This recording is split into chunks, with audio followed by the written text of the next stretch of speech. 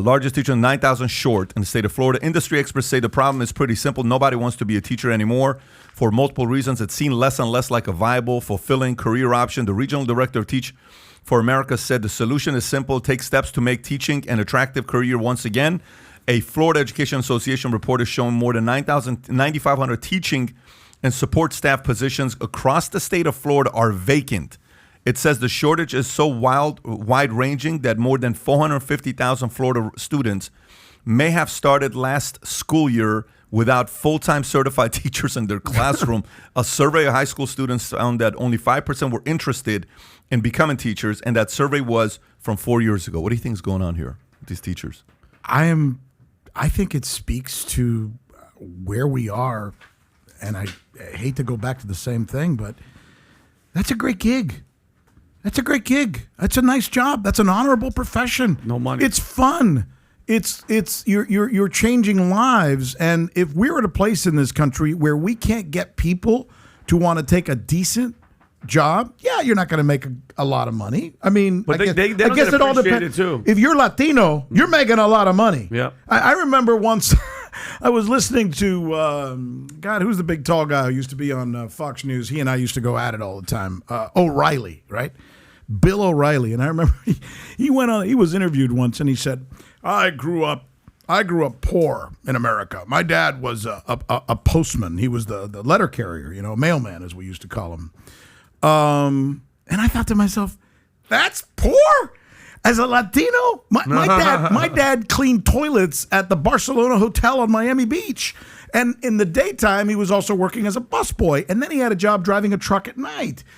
Bill, that's what my dad did. Stop telling people that because your dad is a mailman, you grew up poor, because you certainly didn't grow up poor.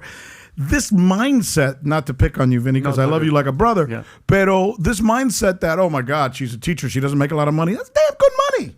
They make $30,000, $40,000, $50,000. I don't care. That's pretty good money. You could make a living and you could raise a family out of that stuff. Pat, it was a couple. Why don't people want these jobs? Is what I'm saying. I'm saying, Pat, they're underappreciated. They don't dude. A teacher, I think, is one of the most important things to give people. Dude, teachers made us, and Pat talked about it. They don't get the acknowledgement. They don't get the credit. And I'm sorry. $30,000, $40,000, $50,000 in this day and age is nothing. And I think it's like you said, they're reinventing and they're moving a certain way. They're going somewhere else. I know a lot of Latino friends of mine who would die for $35,000 job. And by the way, if you want to be appreciated, tell them like work in Florida. If you want to be appreciated, get a dog. Okay, just you got an opportunity to do something. You got an opportunity to make a difference. You get to go to work, sit in a place that's air conditioned every day, affect people's lives, and you're going to say, "No, that's beneath me." Come on, there's something wrong with our country if that's beneath. Rick, there's a lot of Latinos in Florida. Why don't you encourage them to become teachers? They need teacher jobs. Tyler, why do you think this is happening? Anything outside of what we've said, why do you think this is happening? It's interesting. I mean, you look at the people that are becoming teachers now, and they're more and more activists. They're more and more focused on themselves. They want to project their beliefs onto kids. They want to, it's like you see, Libs of TikTok is a funny one, but really look at the average teacher who's teaching kids now coming out of college. They're activists. They're not interested in helping the youth grow and really educate and help them learn. They're interested in indoctrinating them. And I think there's been an interesting loss of that idea of actually educating, not just indoctrinating, not just pushing beliefs, but actually teaching somebody something. History, the great classic works. I mean, how to be a better person. I mean, like really true education. And I think there's such an interest in myself pushing what I believe, pushing my personal desires onto people that. Yeah. I kind of butchered it, but if it makes sense. I mean, there's a few ways I think about this. One, if you think about 9,000 teachers, to me, how many students per teacher? Is it fair to say 30? I'd say 30. Okay, so that's 270,000 kids, right? If you think about it, that's 270,000 kids. If it's 9,000 teachers short, so are you doing the numbers to see what it is? 1 in 15, is that what it is in Florida? Mm-hmm. Okay. So 9,000, 15, 135. So let's just say 150 to 300,000 students are being affected by this. Okay. So how do you handle this? Do you handle it by giving a bump?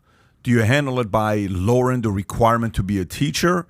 Do we get the data to see these 9,000 teachers that is shortage? Is it in elementary? Is it in junior high? Is it in high school?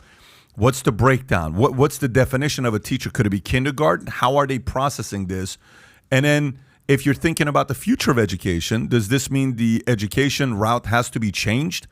Is it more online? Is it more homeschooling? What direction is this going to be going? Because a lot of these types of stats that you see is a byproduct of certain, laws, certain new guidelines, rules, a direction certain industry is going where people say, I don't want to do this job. I'd be so interested to know more of the data of what category these 9,000 teachers are in.